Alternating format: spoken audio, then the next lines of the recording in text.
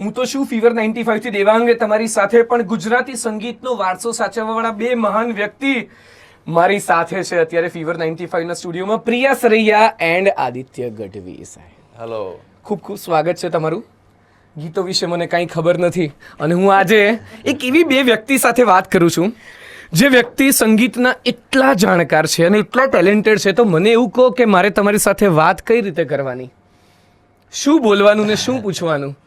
આદિત્યભાઈ, કઈ અઘરું છે જ નહીં યાર, આપણી ભાષામાં તો બહુ સરળ છે વાત કરવી. અને તમે તો બધા સાથે વાત કરતા હો છો, અમે જોઈએ છીએ.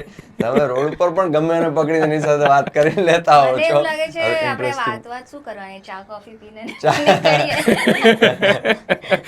કારણ કે તમે જે રીતે આ વારસો સંભાળ્યો છે અને આ વારસો સાચવવાનું નક્કી કર્યું છે અને પરફેક્ટ બે વ્યક્તિ એ સામે છે એટલે નથી કહેતો અને મેં કંઈ પ્લાન કરેલું છે એટલે નથી કહેતો, પણ હું ખરેખર કહું છું કે જ્યારે પ્રિયા સરૈયાની વાત આવે ને આદિત્ય ગઢવીની વાત આવે ત્યારે ફેવરેટ તો બધાના છે, પણ તમે એક વારસો સાચવવાનું, ગુજરાતી સંગીતને આગળ લઈ જવાનું, કે લેવલ અપ, એ હંમેશા તમારા એન્ડથી પ્રયત્ન રહ્યો છે. શું કહેશો? આઈ ડોન્ટ થિંક સો અમે લાઈક હું એટલી કેપેબલ છું કે હું ઓલરેડી જે આપણું ગુજરાતી મ્યુઝિક, આપણું ગુજરાતી કલ્ચર એટલું સક્સેસફુલ છે, એટલું પોપ્યુલર છે, એટલે એને આગળ વધારવાનું કે એવું કરવા માટે તો અમે બહુ નાના છીએ ઓનેસ્ટલી.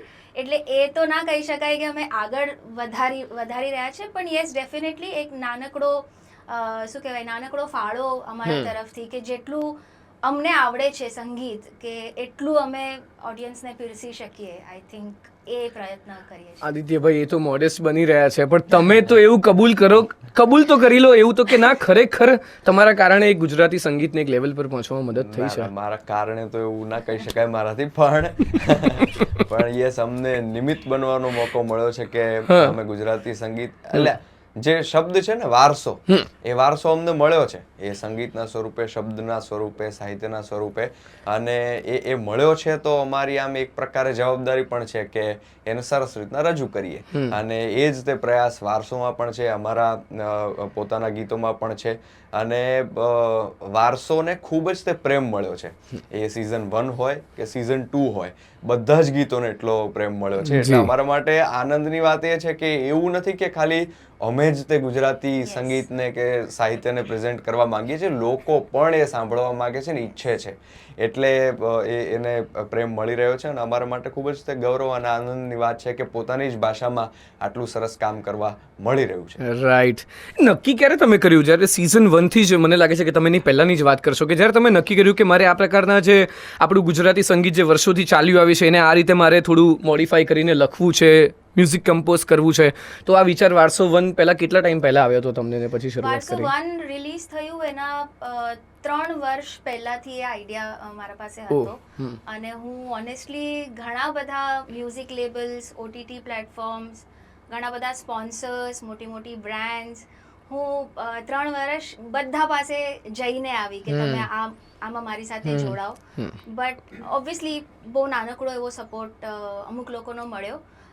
બટ મને હવે એવો ભરોસો છે કે હવે લોકો આમાં વધારે ને વધારે જોડાશે, બિકોઝ જેટલા સારા સ્પોન્સર્સ કે જેટલી સારી બ્રાન્ડ્સ સાથે જોડાય એટલું વધારે સારી રીતે આને અમે પ્રોડ્યુસ કરી શકીએ, એની પ્રોડક્શન વેલ્યુ વધારી શકીએ અને એટલું જ સારું સંગીત લોકો સુધી પહોંચાડી શકીએ. મને સેટઅપ બહુ ગમ્યું. એ વિચાર કોનો હતો કે આખું સેટઅપ જે કર્યું છે ને એમાં તમારી સાથે જેટલા પણ સિંગર્સ હોય છે એકદમ આમ વટ પડતો હોય છે એ વારસાનો, તો એ કોણે વિચાર્યું હતું? 32 ફરવરી પ્રોડક્શન્સ છે સુરતમાં. દે આર માય ફ્રેન્ડ્સ અને ખૂબ જ શું કહેવાય કે પેશનેટ છે એ લોકોના કામને લઈને, તો કામ કરવાની બહુ મજા આવે છે એ લોકો સાથે. રાઈટ. અને હું એટલા બધા તમારા લોકોના વખાણ કરું છું એ બિલકુલ ખોટા નથી, કારણ કે ગુજરાતની ઓળખાણ તમારા બંનેથી છે. હું હમણાં હિમાચલ ગયો હતો અને હિમાચલમાં એક બિહારી ફેમિલી હતું. મેં એવું કીધું ને કે હું ગુજરાતી છું, તો મને કહે છે ખલાસી. જે ઓળખાણ આપણા નરેન્દ્ર મોદી સાહેબની હોય કે ગુજરાતની કાંઈ પણ વાત આવે તો PM સાહેબની વાત લોકો કરતા હોય, મને મારી ઓળખાણ એવી રીતે આપી કે મેં જેવું ગુજરાતી કીધું ને તેવું મને ખલાસી કીધું. પછી તો હું એવું કહું ને કે તમે લોકો આ વારસો સાચવી રહ્યા છો. લોકોનો પ્રેમ છે. અચ્છા આદિત્યભાઈ, અમુક વસ્તુઓ વારસામાં મળી હોય આપણને, અમુક આદતો વારસામાં મળી હોય, તમને એવી કઈ આદતો જે છે એ મળેલી છે વારસામાં, કે તમારી એવી કોઈ ટેવ? મોડા ઉઠવાની. આજે હું વહેલો જાગીને આવ્યો છું. આજે મેં એમને મેસેજ કર્યો, પ્લીઝ ટાઈમથી ઉઠી જજો. મોર્નિંગ શો હું કરું છું અહીંયા રેડિયો પર, એટલે કોઈ મોર્નિંગ પર્સન હોય જ નહીં એવું મારું હું માનવું છે. આદિત્યનો એક કિસ્સો તમને કહું. અમારે કયું ગજરો રેકોર્ડ કરવાનું હતું, આઈ થિંક ગજરો રેકોર્ડ કરવાનું હતું. હું સ્ટુડિયો પહોંચી ગઈ, હું મુંબઈથી અમદાવાદ ફ્લાઇટ લઈને આવી, સ્ટુડિયોમાં બેઠી છું. 11 વાગ્યાનો ટાઈમ હતો, 12 વાગ્યા, 1 વાગ્યો. મેં કીધું યાર હવે 2 કલાક થઈ ગયા, હવે તો હું જરાક ફોન કરું. તો 3 વાગે એમણે કંઈક રિપ્લાય આવ્યો મને કે બસ હું જાગી ગયો. નહીં, નહીં, આજે આવવાનું છે, આજે છે રેકોર્ડિંગ. ના, એ તો મને કીધું નેક્સ્ટ મંથ ની ડેટ આપી છે. એટલે એ તો કન્ફ્યુઝન જ તો થઈ ગયું હતું મને, મહિનાનો આખો ફેર થઈ આખો ગયો. મહિનાનો જ ફેર થઈ ગયો હતો. અચ્છા, પણ મોડા ઉઠવાનું હું તો એવું કહું છું કે નોબડી ઇઝ મોર્નિંગ પર્સન. દરેક લોકોને જો મોડા ઉઠવા મળતું હોય તો એ તો એવું નથી કે દરેક લોકોને મોકો મળે કે આજે મારે મોડા ઉઠવાની ઓપોર્ચ્યુનિટી છે તો હું કરીશ જ. તો એ તો મને એ ખોટી ટેવ નથી લાગતી એવું મારું માનવું છે. બરાબર છે, આપણો ઓપિનિયન લઈએ લોકોનો. આમાં શું કહે છે? પણ એવી મોડા ઉઠવા સિવાયનું કોઈ એવી આદત કે હજી જે આદિત્ય ગઢવીમાં છે અને જે તમે વિડીયોમાં શેર કરવા માંગશો કે આ ટેવ હજી છે જે કદાચ વારસામાં આવેલી ટેવ છે? ચા પીવાની. ચા પીવાની ટેવ. એટલી બધી ચા પીવાની. T positive. T positive. તો અમે કહી શકીએ કે ટી પોઝિટિવ છીએ અમે. અચ્છા, તમારે વારસામાં આવેલી ટેવ? ના ના, મને કોઈ જ પ્રકારની આદત નથી. કંઈક એવી ટેવ અને તમે વારસામાં આપી કાંઈ હોય? જ નથી. ના ના, પણ વારસા સંગીતનું. તમને તો એવું પૂછવું પડે કે હા સંગીત એ તો એમને આવ્યું છે, પણ તમે વારસામાં આપ્યું છે ને કંઈક? હું મારા છોકરાને સંગીત શીખડાવું છું અને એને ગુજરાતી ભાષા બોલતા શીખડાવું છું. બહુ મીઠું ગુજરાતી બોલે છે, હા. તો બહુ પ્રાઉડ ફીલ કરું છું. બટ હા, મને એવું વારસામાં, કેમ કે હું બ્લેક કોફી પીઉં છું, તો એ તો મને ઓહો. ડેફિનેટલી ગુજરાતી ઘરથી વારસામાં નથી જ મળી. અચ્છા, હા હા. ચાનો માણસ એક વખત એમણે મને બ્લેક કોફી પીવડાવી, મને નશો જ ના ના, નહોતો. નહીં 3 મેળ પડે. દિવસ સુધી. મેં નવરાત્રીમાં આવું કરેલું હતું કે નવરાત્રીમાં બહુ લેટ નાઇટ કામ હોય તો હું બી કઝિન સાથે બ્લેક કોફી પીધી હતી ને પછી મને એ ફાવી જ નથી. એટલી બધી સ્ટ્રોંગ બ્લેક કોફી હતી ને હું એ ચા વાળો જ માણસ છું, મને એ ચા જ પીવી ગમે છે. તો આવી રીતે શૂટિંગના ટાઈમ પર કેટલો ટાઈમ લગભગ જ્યારે તમે એક સોંગ તમે રંગ મોરલાથી લઈને માધવા સુધી તો કેટલો ટાઈમ શૂટિંગમાં લાગતો હોય?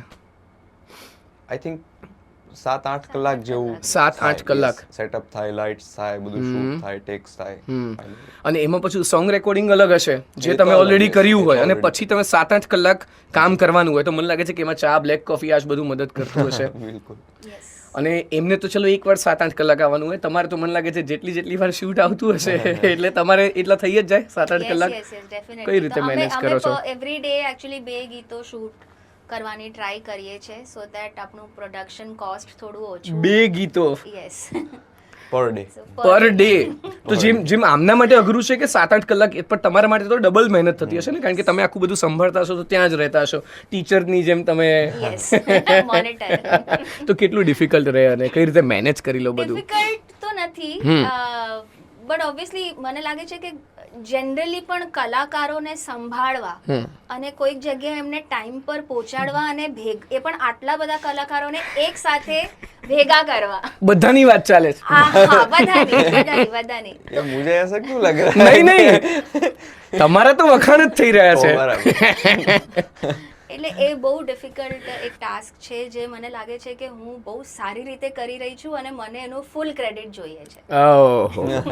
આ વિચારે તમારો જ છે એવું? તમે એની ક્રેડિટ તમને આપી દઉં કારણ કે તમારી ચલો ચેનલ પર આવે છે, વિચાર પણ તમારો છે, મ્યુઝિક કમ્પોઝ તમે કરો છો, લખો છો, સો કમ્પ્લીટલી યસ. મેનેજ બધું તમે જ કરો છો? હાજી. અચ્છા, કેવું રે કામ કરવાનું એમની સાથે? પ્રિયાજીના વખાણ તમારે કરવાના હોય, એમણે બી તમારા વખાણ કર્યા તો તમે કરી દો. બહુ જ અદ્ભુત, એટલે બહુ જ ક્રિએટિવ એમનું માઇન્ડ છે, અને તો મારે કહેવાની ક્યાં જરૂર છે, બધા જાણે જ છે જી. એમનું વર્ક. પણ વારસો દરમિયાન અને એની પહેલાના પણ અમુક સોંગ્સ જે એમણે વાત કરી કે ગજરો અને એ બધા સોંગ્સ અમે જ્યારે હા. કર્યા ત્યારે પણ એક અનુભવ થયો કે સી ગુજરાતી ફોક એ ગુજરાતી સાહિત્ય એ તો છે જ, તે વર્ષોથી છે, પણ એમની જે સૂઝ છે એ જ વસ્તુને એક નવા અંદાજમાં પ્રેઝન્ટ કરવાની, એ જ્યારે એડિશનલ કમ્પોઝિશન કરે છે કે જૂના શબ્દોને સમજીને એમાં એડિશનલ લિરિક્સ લખે છે, એને એક નવું રૂપ આપે છે, જી. એ સૂઝ બહુ ઓછા લોકોમાં હોય છે. એટલે આઈ થિંક જે વારસો સૌથી વધારે લોકોને, યંગસ્ટર્સને પણ પસંદ આવે છે, એનો સાઉન્ડ તમને મોડર્ન લાગે છે, એની પાછળનું રીઝન એ છે કે એમનો અનુભવ મુંબઈનો એવો રહ્યો છે કે જે આપણને ગુજરાતી મ્યુઝિકમાં પણ અત્યારે કામ લાગી રહ્યો છે. એમનો થોટ, એમનું વિઝન અત્યારે આપણને કામ લાગી રહ્યું છે, એટલે એમની પાસે શીખવા પણ ઘણું મળે છે. અને બંનેમાં સિમિલરિટી એ છે કે તમે ગીતો વારસો જે તમે યુટ્યુબ પર જુઓ છો ને, એમાં પણ તમને જે જૂનું ગુજરાતી સંગીત છે એના વિશે કંઈક ને કંઈક તમને જાણવા મળે કે કેવા પ્રકારના ગીતો આપણી પાસે વર્ષોથી છે. અને આદિત્યભાઈની ખાસિયત એ છે કે તમે એમનો કોન્સર્ટ અટેન્ડ કરો તો એ દરેક ગીત જ્યારે પરફોર્મ કરે, રંગ મોરલા પણ પરફોર્મ કરે કે કોઈ પણ ગીત પરફોર્મ કરે તો એની પહેલાં એના વિશે વાત કરે. હવે અમારા જેવાને કે જે લોકોને નોલેજ જ નથી એને કેટલું જ્ઞાન મળે છે. મને ખબર ને, હું પહેલાં બહુ કોન્સર્ટમાં ગયેલો છું, મોટા મોટા સિંગરના ને મ્યુઝિક કમ્પોઝરના, તો કંઈ નોલેજ લઈને પાછા નહોતા આવતા. આમાં તો એવું થાય કે હું ભણીને પાછો આવ્યો. આદિત્ય ગઢવી સાહેબના કોન્સર્ટમાં જાઓ કે તમે પ્રિયા સરૈયાજીની યુટ્યુબ ચેનલ પર તમે કોઈ પણ ગીત જોશો તો તમે ગુજરાતી સંગીત વિશે જાણે ભણ્યા હો ને એવી ફીલ જે છે એ બંનેમાંથી આવે છે. તો એ કોમ્બિનેશન મને લાગે તમારા બંનેનું પરફેક્ટ છે. બસ તો બસ વધારે ને વધારે સોંગ્સ અમે જો હું એ પ્રાઉડલી કહી શકું એમ છું કે વારસો 1 અને વારસો 2 માં એક જ સિંગર છે જે રિપીટ થયો છે. એવું છે? તો એ અનુભવ સારો રહ્યો તો એટલે જ એ રિપીટ થયા છે કે રંગ મોરલાથી માધવા. અનુભવ તો ઓબ્વિયસલી આઈ થિંક ગુજરાતના જેટલા પણ આર્ટિસ્ટો છે ઓબ્વિયસલી બધા આમ ઘર જેવું એક રિલેશન બધા સાથે છે, બીકોઝ આપણે એક કમ્યુનિકેશન બહુ સારી રીતે બધા સાથે થાય, પણ એક કમ્ફર્ટ લેવલ આદિત્ય સાથે છે ડેફિનેટલી કે કંઈ પણ વસ્તુ શીખવા માટે કે કંઈક સમજવા માટે કે કંઈ ના સમજ પડતી હોય તો પૂછવામાં એક ઓલું શું કહેવાય કે બહુ એરેગન્સ નથી, અને એક બહુ કમ્ફર્ટ ઝોન ફીલ થાય કે એમ થાય કે આમની સાથે હજી શું નવું કરી શકાય. અને મને લાગે છે કે હજી તો એમનું જે પોટેન્શિયલ છે એમના આઈ થિંક એમણે 20% જ યુઝ કર્યું છે. I think he has a long way to go, અને એમના પોટેન્શિયલને એમણે હજી તો આપણે એમને 20% જ માણ્યા છે એમ કહેવાય. બોલો, આ 20% છે તો આગળના 80% તો હું જીવું છું ત્યાં સુધી મને 80% નો લાભ આપી દેજો. એમાં મારે પ્રિયાને કહેવું પડશે કે બસ હવે એ તમે જે જોયા છે 80% એ તમે લોકો સુધી રજૂ કરજો. ના, વારસો 10 માટે જ્યારે ઇન્ટરવ્યુ માટે ભેગા થાશું ત્યારે 100% આદિત્ય ગઢવી જે છે મને લાગે છે બધી સિઝનમાં હશે જ. મારા તરફથી તો 100%. મને તો સાચું કહું કે તમે કઈ કહી રહ્યા છો? મેં તો રંગ મોરલા એટલે હું તો કબૂલ કરી લઈશ કે જ્યારે એમને રંગ મોરલા મેં એમને પરફોર્મ કરતા જોયા હતા પછી મને ખબર પડી હતી કે આ વારસો 1 થી છે. તો જ્યારે એમણે કોન્સર્ટમાં પરફોર્મ કર્યું અને પછી બે સોંગ સર્ચ કર્યું ત્યારે મને ખબર પડી હતી કે ગીત સાંભળવાની એટલી મજા આવી હતી. હવે આમાં કેવું છે કે આપણે વારસોના ગીત જે પણ તમારું ફેવરેટ વારસોમાંથી હોય, અમુક સિંગર્સ અહીંયા નથી જે રિલીઝ થઈ ચૂક્યા છે. એક તો આજે જ વિપુલ બારોટ સાહેબનું આવવાનું છે. ઐશ્વર્યા જોશીજીને હું ખાસ મેન્શન કરવા માંગીશ કે દરિયો રે બહુ સરસ મજાનું વારસો 2નું ગીત આવ્યું છે. પ્રિયા સરૈયા તો બધા જ ગીતોમાં હોય જ છે. આદિત્ય ગઢવી સાહેબનું માધવા પણ છે. તમારું ફેવરેટ ગીત બંનેનું આપણે એક કોઈ પણ એ તમારું પણ હોઈ શકે, માધવા અને તમે જે પણ એક ગીત ગાવા માંગો. પણ એની પહેલાં આદિત્યભાઈ, પ્રિયા સરૈયાજીનું કોઈ પણ એક ગીત એ લખેલું હોય, કમ્પોઝ કરેલું હોય ને, એ તમે એક નાનકડી ઝલક તમને જો હું ગાવાનું કહું તો તમે કયું ગીત ગાશો એમનું? કોઈ બી હિન્દી ગુજરાતી કોઈ બી ચાલશે.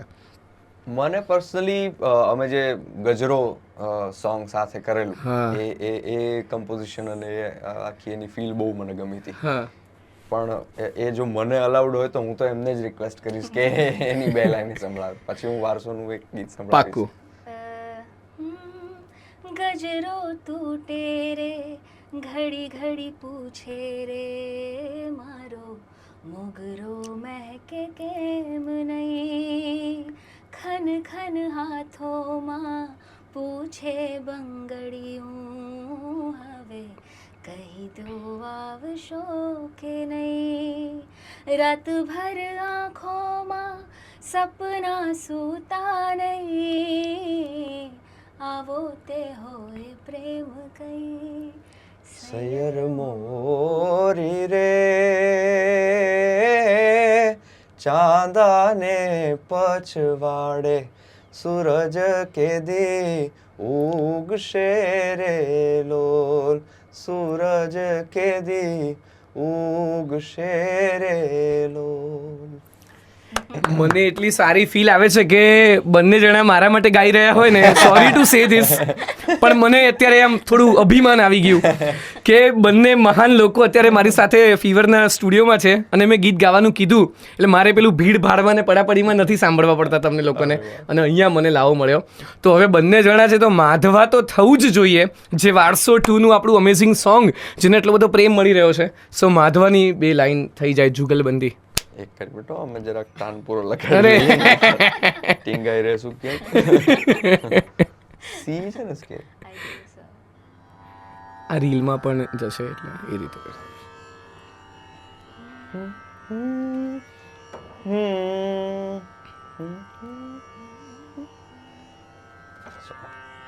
ચા નથી પીધી એટલે હજી થોડાક. ભાઈ એ કોઈ ચા મંગાવો આમના માટે બહાર કહીને.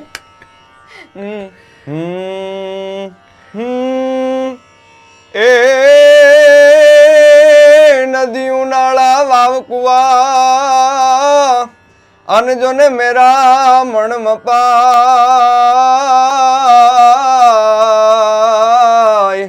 હે નદીયું નાળા વાવ કુવા અને જો ને મેરા મણ મપાય. પણ તારી કળા એ કળા, તારી કળાનો વપાય એ જ મુરલી વાળા માધવા. હે જાદવા તું જાગી જા, જાદવા તું જાગી જા, આવી મુझने તારી જા, આવી મુझने તારી જા. તુજ વિના બેલી મારો કોણ થાશે રે. હે જાગને જાદવા, એ તું જાગને જાદવા. Thank you. અમેઝિંગ. આદિત્યભાઈએ જ કીધું કે સવારે ઉઠાતું નથી અને મને લાગે છે કે એમને પરફેક્ટ ગીત મળ્યું છે મને ગાવા માટે. અલાર્મ આ રાખી દઉં. હા. તો વારસો 2, વારસો 1 આ બધા જ ગીતો આઈ એમ શ્યોર કે તમે બધાએ ચેકઆઉટ કર્યા જ હશે. અને Priyas Raiya, that is the YouTube channel કે જેમાં અત્યારે તો તમે એક નાનકડી ઝલક સાંભળી છે, બહુ બધા ગીતો છે ત્યાં અને તમે એ સોંગ જે છે એન્જોય કરી શકો છો. ફાઇનલી તમે શું મેસેજ લોકોને આપશો અબાઉટ વારસો? બસ દિલ ખોલીને સાંભળો, કેમ કે દિલ ખોલીને અમે આ મ્યુઝિક આખું બનાવ્યું છે, અને ખૂબ પ્રેમ આપો અને શેર કરો. એકચ્યુઅલી ખાલી પોતાના સુધી સીમિત ના રાખો, તમારું પ્લેલિસ્ટ, તમારા વોટ્સએપ ગ્રુપ, બધી જગ્યાએ ગીતો શેર કરો. આદિત્યભાઈ? બસ અમે આ વારસો જાળવી રાખવાનો પ્રયત્ન કરીએ છીએ અને એ અમારા પ્રયત્ન તમે બધાએ ખૂબ સુંદર રીતના એને વધાવ્યો છે અને આવી જ રીતના પ્રેમ આપતા રહેજો. અને તમને જે સંગીત ગમે એ જરૂરથી તમારા પરિવારજનોને, તમારા મિત્રોને, તમારા સગા સંબંધીઓને બધાને શેર કરજો અને આ ગીતને સાંભળતા રહેજો, સમજજો અને આપણો વારસો જાળવજો. જાળવજો અને વારસો જાળવવાવાળા છે ને હું વ્યક્તિગત આ લોકોને પર્સનલી ઓળખું છું. વ્યક્તિ પ્યોર છે એટલે એમની અંદરથી જે સંગીત નીકળે છે ને એ પણ એકદમ પ્યોર જ છે. એમને મળીને જ ખ્યાલ આવી ગયો કે મ્યુઝિક તો ચેકઆઉટ ચોક્કસથી કરજો. અને થેન્ક યુ સો મચ કે તમે અહીંયા ફીવર પર આવ્યા અને વાત કરીને હોપફુલી તમને મજા પડી હશે અહીંયા આજે ફીવર પર. Thank you so much. Thank you.